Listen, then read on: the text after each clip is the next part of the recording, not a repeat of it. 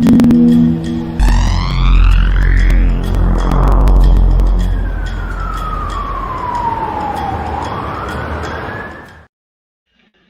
morning, ladies and gentlemen. My name is Tal Bavona from Gotham Trinity Productions, the SIEDC Digital Media Ambassador, and this is SIEDC Live. We are on the SIEDC Facebook page, and we're on YouTube, on the Gotham Trinity Productions YouTube page. So thank you so much for joining us today. Really appreciate having you on or watching the rebroadcast. I think we're going to start rebroadcasting these episodes. I think it's pretty important because we get to meet some new members, some new faces, but also some people who have been members before and just sharing some great information. Like today's guest. Today's guest is Christine DeHart, and we're going to get the spelling of Christine's last name correctly today. She's from Salmon Real Estate, and she has a lot of news. She's had quite the interesting past 5 months, 4 months, let's say, maybe 5 months. She's been through a lot, but all good things. Been very busy on the real estate front, buying a real estate company, personally moving, and going through a lot. But all good things, and I have a great conversation with her about the real estate market on Staten Island. I think it's pretty fascinating to see what is going to happen in the coming days, weeks, and months from the influx of people coming from the city, specifically Manhattan and Brooklyn and Queens, and the highly densely populated areas of the city, and wanted to come to the burbs, wanted to come to Staten Island, a little bit more spread out. Do we have the room for it, though? I'm curious to see what is it a seller's market? People are buying. Interest rates, I believe, are pretty low right now. Curious to see what she has to say about that and moving forward, and what's the housing market going to be come the fall, and what she's going to forecast. So I think this is going to be a cool little show because it's very applicable to a lot of Staten Island residents and the SIDC community at large as well. If you are interested in looking at real estate on the island and just in general, just to get a feel for what is going on, what the climate is like out there. Once again, this is SIDC Live. It's 9:34, Thursday, July 16th. I always need to look at the date because it feels like it's March 72, and it feels like it's episode 512, and it feels like time is standing still sometimes. So I think these episodes have been great, getting to know SIDC members, getting to know past members, and really appreciate the SIDC. Bobby Anderson working very hard behind the scenes today. He can't come on the screen because he has internet coming out of a potato. So he is very pixelated and you can't hear him, and you don't want that. So that being said, coming from their department, I know they're gearing up for a cabinet meeting next week, probably via Zoom, I believe. Bobby, if you could shake your head up and down. I believe it's a Zoom meeting. And then, yep, so we got a Zoom meeting with the cabinet members next week. So that'll be good to get in touch. Looking forward to the first in-person meeting, though. Really, I think we're hoping that that'll happen in September. But I know for sure they're still slated to do the annual business conference in October. And good morning to Mike Blooming and good morning to Frank, the godfather of Facebook live streams, and then the longest-running Facebook live streamer. I think right there, the man who started it and the man who's been doing it so consistent. And congratulations to Frank on 100 episodes of Live from Rabs. I got to say that that's the best opening animation to a show I've ever seen in the history of live television. But Frank, congratulations to you and your team, and to Naz. Really fun watching you guys and watching you guys on location. We've even taken the show on location. Have to thank St. George Theater. Last week we were live on location with Doreen Cugno and Luann Sorrentino, with just Doreen actually. But Luann came on for the SI Advanced Spotlight. So I just wanted to thank St. George Theater for letting us come in last week. I thought that was a lot of fun. And we're going to keep this show going. This show is going to take on a new form, however. So a little bit of a PSA, a little bit of announcement. We are going to go down to 1 day a week, every Wednesday morning, probably around 9:30 or so, keeping the time slot. And then we're going to make sure we rebroadcast it and hit that audience for everyone who just came home from work, finished dinner, get something to watch for a half hour, and you get to meet the faces of the SIEDC. So that's a little bit of news for you that Jacqueline Teschetti, Director of Marketing Outreach, she hasn't come on the program in a little while. I hope she can come on soon. And then that's one of the announcements we wanted to share with you all, that this show is going to take on a little bit of different form. We're in phase 3, and we are in a modified phase 3. It looks like phase 4 could even be delayed. Things are always changing. Stay tuned to SIEDC.org for the latest information when it comes to things of that nature. to see when your business is able to open up full-fledged again.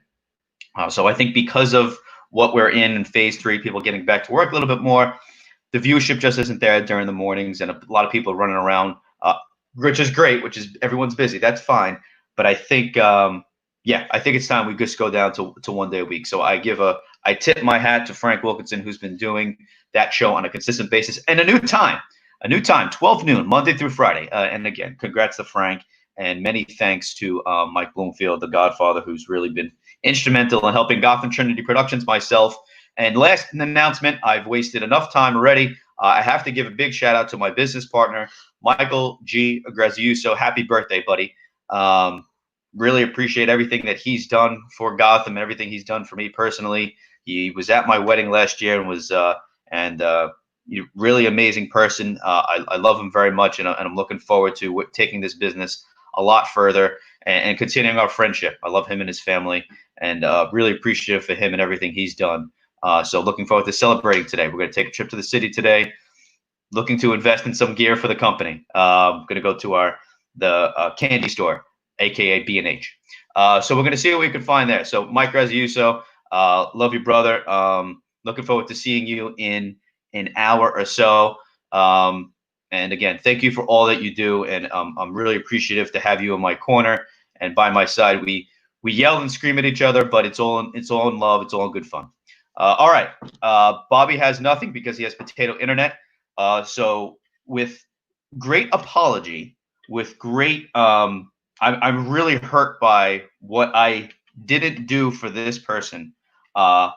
We did the Staten Island Advanced Business Spotlight a week or two ago. She was a great interview. She's full of information. I butchered her name. I'm taking blame. I'm not passing blame. We talked about it during the interview, and I still managed to not pass the message along. So I apologize. So here is Christine DeHart from Salmon Real Estate. And to Christine, my sincerest apologies. Good morning to you. Good morning, Todd. You're forgiven. That's my name. So there we animate on the correct spelling of her name. Correct. D-E.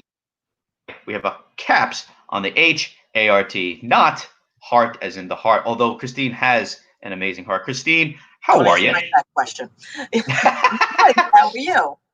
I'm doing all right, Christine. So as I said at the top of the show here, you've been through a lot the past few months, and we went over this. Busy quarantine. So let's go from personal. Why don't we start there? What was the last few months like for you on a personal level, Christine? Well, personally, I decided that it was time for me to sell my family home. I actually purchased the house from my mother, who they purchased it from my father's mother. My father's had the house since he was 10 months old. I decided it was time for me to give up being a homeowner and go into a condo where I didn't have to be responsible for anything, and I could just come home and not worry about yards and everything. So I sold my house right as I had the deal right before Corona.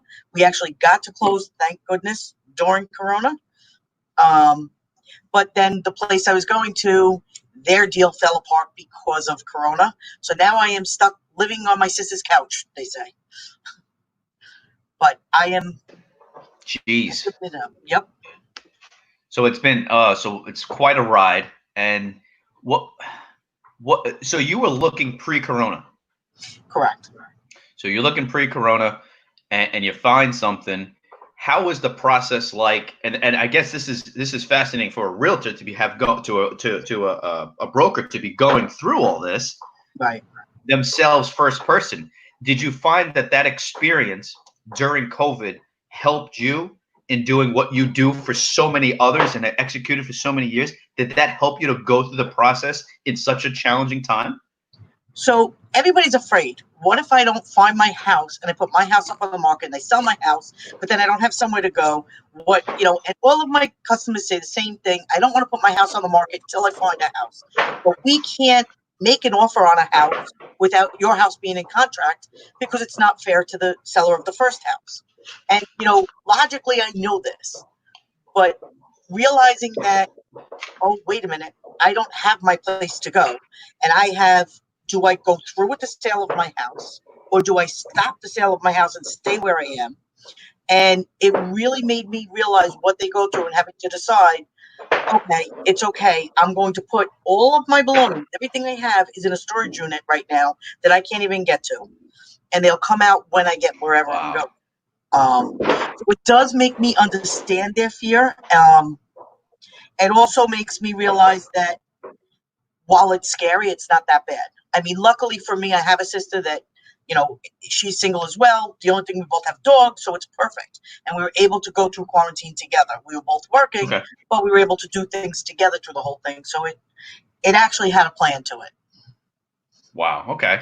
And so that's cool that you had that perspective. And yes, and so grateful you have the support of your sister, which is amazing.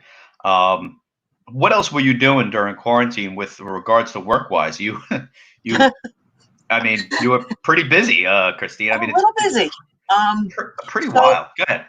I came back when I came to John to work for John 4.5 years ago. My plan was always to open up my own place. It was a 5-year plan. Well, 4 years after that, it actually came to fruition because my 5-year plan had to move up. John and I had a conversation last year about going partners, and then he said, "You know what? I don't want to go partners," because he wanted to give me the full reins to see what I could do with it. And we discussed me buying it.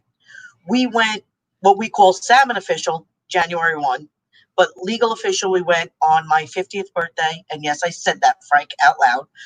March 26th, we actually went legal official, and I purchased Salmon Real Estate from John. My Right? goodness. I mean, birthday, your own sale of your house, buying Salmon Real Estate officially. It's just a whirlwind of emotions. I mean, everyone was going through so much, and here you are in so many different phases of your life in such a short period of time, too. Yeah, a little scary, but My goodness. exciting. But excited. All right, so now let's get to Salmon Real Estate, Christine, and what's been going on? Give me, like I said, let's get a general broad brush of the market right now on Staten Island and what you've been seeing, and the everyone adapting to this whole virtual world and whatnot, Christine. Well, first of all, with Salmon, thank goodness when I started taking over to begin with, I put it into a more of a digital world. Every one of our listings when we went into quarantine already had virtual tours done. We own the equipment to do it. We have I'm sorry. We have a virtual tour on every listing we have. All of our paperwork is online. It's all through programs where people can sign and deal with it digitally. So now coming out of Corona, we are already a step ahead. Everything's already done. We already are ready to go. And I will tell you right now, yes, Frank, I am only 29. Sorry. That's You good. put me off with that one. But so now we're seeing a lot of people that need to move, want to move. As I told you last week, things don't, just because Corona is happening, lives don't stop. So you're growing, you're having babies, you're getting married, unfortunately, and especially in Corona time, we're having people pass away and needing to downsize or sell family houses. So a lot of the market is going crazy right now, and my agents are fighting just to keep up with the amount of listings that are coming in. Oh wow. Um, we are getting, and they're selling quickly. The thing is, and now it's a fight of who's going to get in first, because if you watch it, you're starting to see every day. Today, this morning, I turned on the computer and checked 59 new listings were put in to Jeez. Cyborg this morning. 50. 59 new homes today. And that's Oh one man. day. And, I know myself, I have 2 coming in that'll be up tomorrow. So, and I know every other agent out there is doing the same thing. So it's crazy right now, and everybody's racing to get them on the market, because what happens? They were all talking on the news. We might be put into quarantine again in the fall. Right. Are you in the house that you want to be in? For a lot of people from Brooklyn and Manhattan, no is the answer. Okay. We want to have a yard. We want to have, for example, my own house. The people that bought my house had a co-op in Brooklyn. And there was a problem with their buyers getting in because of the co-op boards not meeting. Hmm. And I said, wait a minute, are you going to back out? And they said, absolutely not. We will figure a way to run both houses because we don't want to be stuck in Right. here. And they were going to hold two houses so that they can get to my house because they wanted a yard, they wanted the pool, they wanted the park right up the street. They wanted some kind of area, not being stuck into an apartment like place where you can't move around. Correct.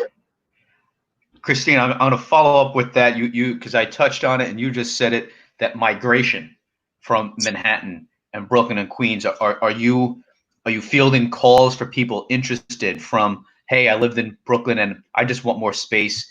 Are you getting general, where can I go? Or are people targeting, like you said, houses with more room and more space? Is that what the Manhattanites and Brooklynites are kind of telling you right now, Christine?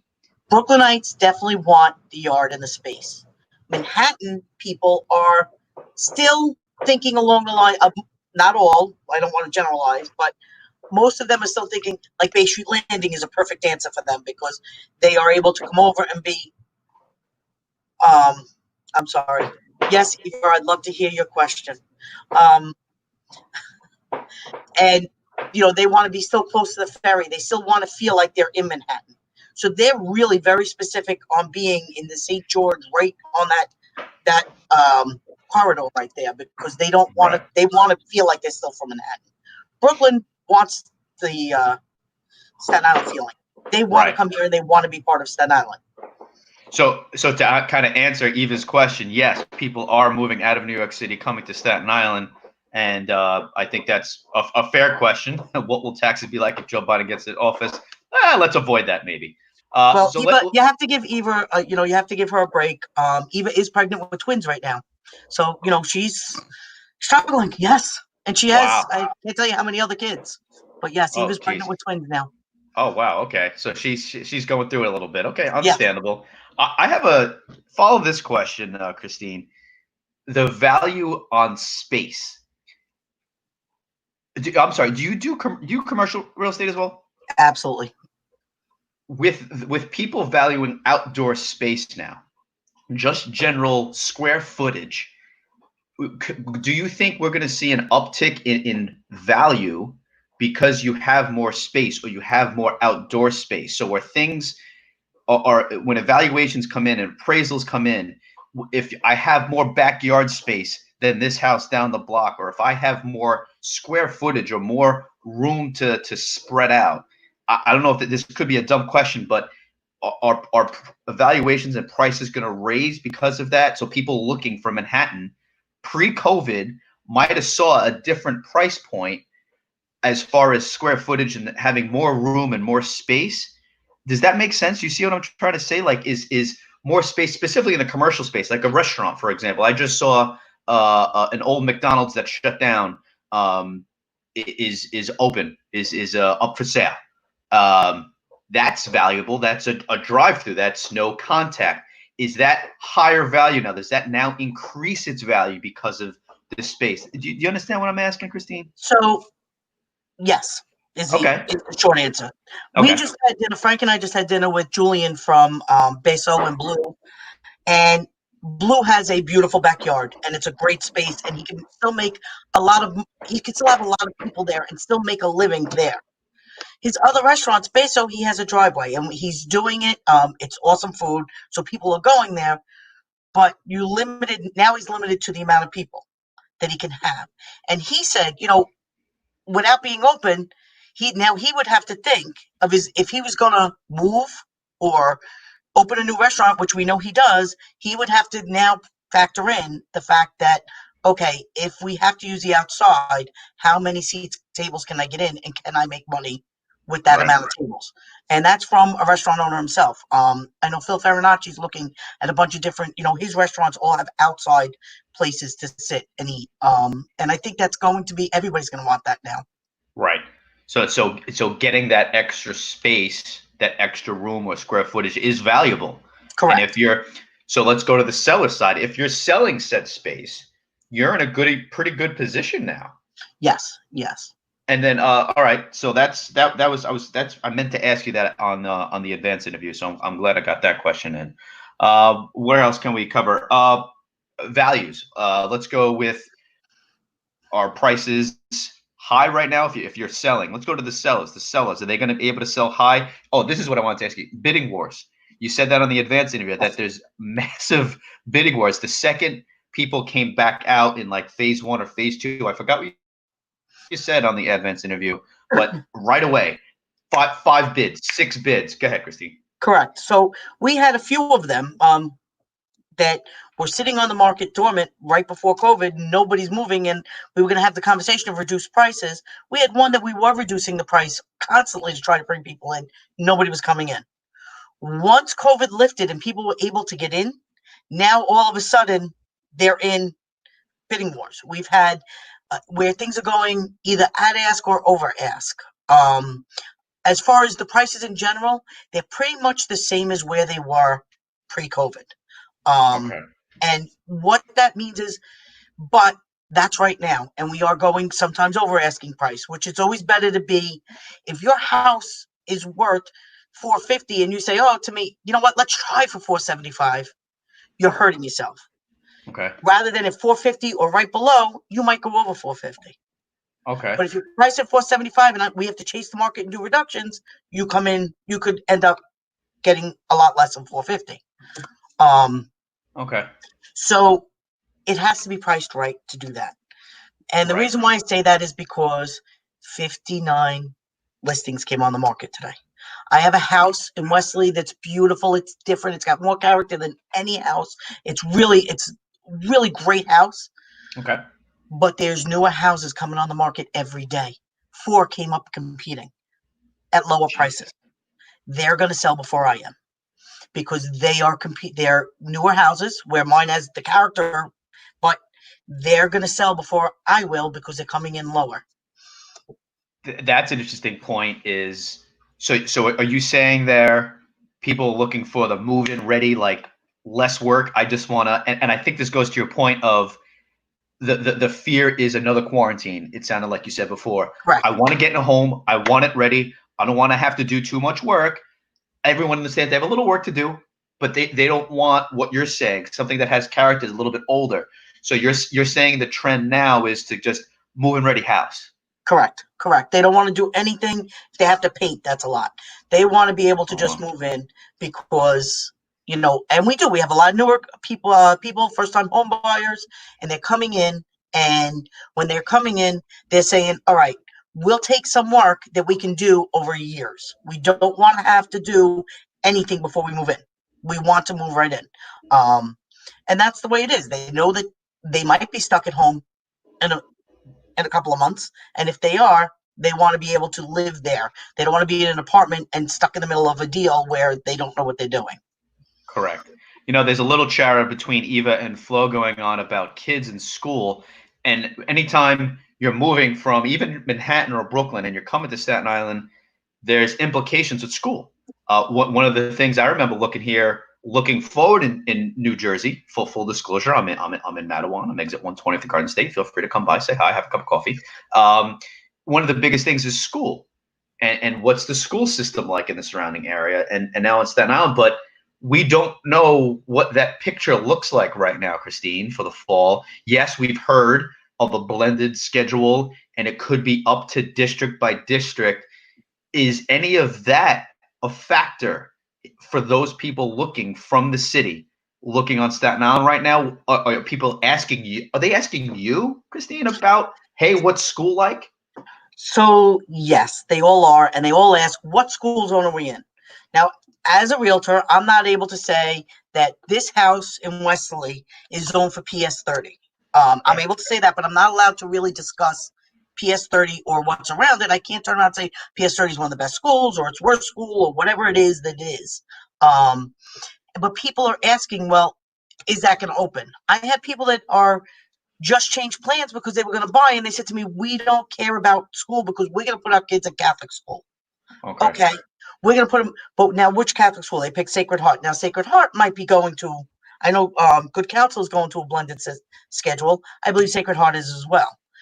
Now they're saying, well, wait a minute, we were moving to Sacred Heart, and now they're going to go blended schedule.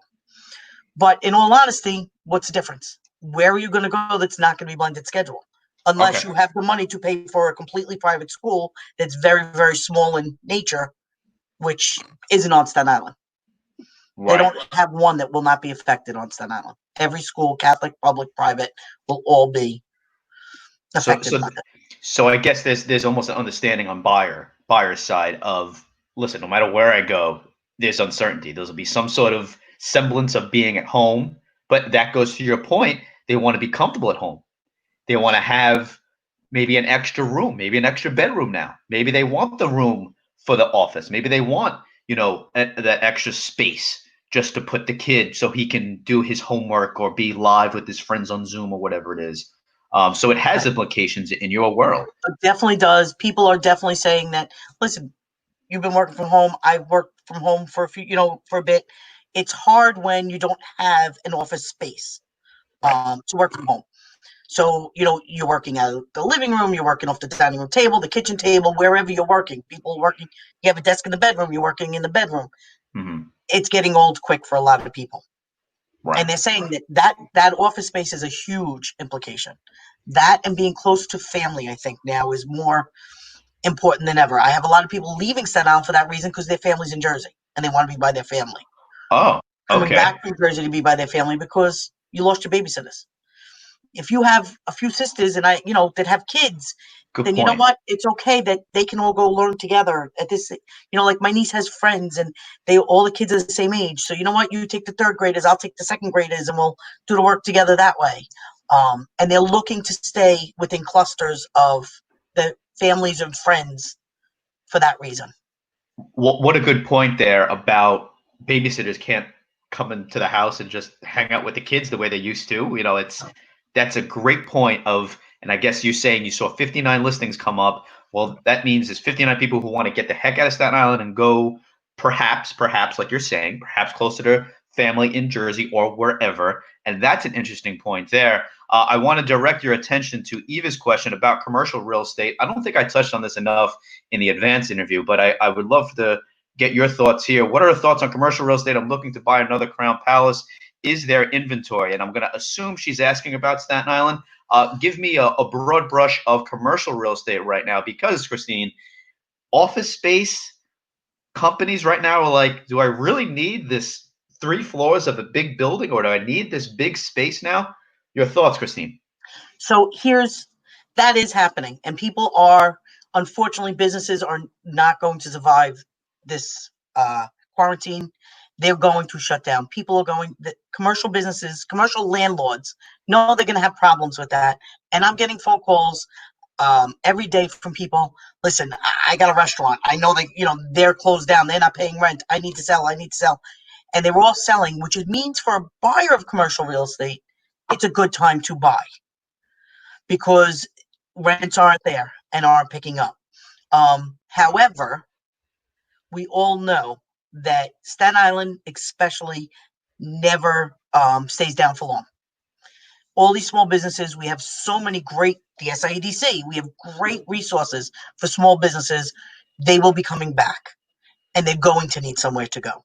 So Right. a buyer now uses a time frame now to get a great deal on a price, and then they rent it out and they can do some work, get their buildings up to code, and rent them out. I have so many people saying maybe now is the time for me to buy, but I don't know if I want to buy because it's for my business. And it's perfect opportunity to buy a mixed-use building.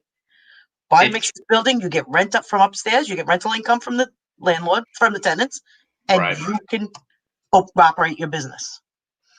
I look at the Staten Island Events made the announcement last night. Brian Lane came online and said they're waving goodbye to the Fingerbroad Road address, which I find I'm like, wow, that's I mean, and in his op-ed piece, he said, all the news that we've broken from here, all the memories from here, it's crazy to think. I mean, now there's a different side to that, Christine, right? Because that's journalism in general as well. So there's 2 different sides of the coin. There is the journalism industry getting hit so hard and the print aspect getting hit so hard. On top of that, a realization that, during quarantine, listen, the Staten Island Events was all over everything. They had live, they had the AM with Alex show. Sure, we did the business spotlight, but they had their reporters on the ground, boots on the ground, so to speak, essential workers. The only way to get your local news. And I think they realized, well, wait a minute, we're best served being out in the community.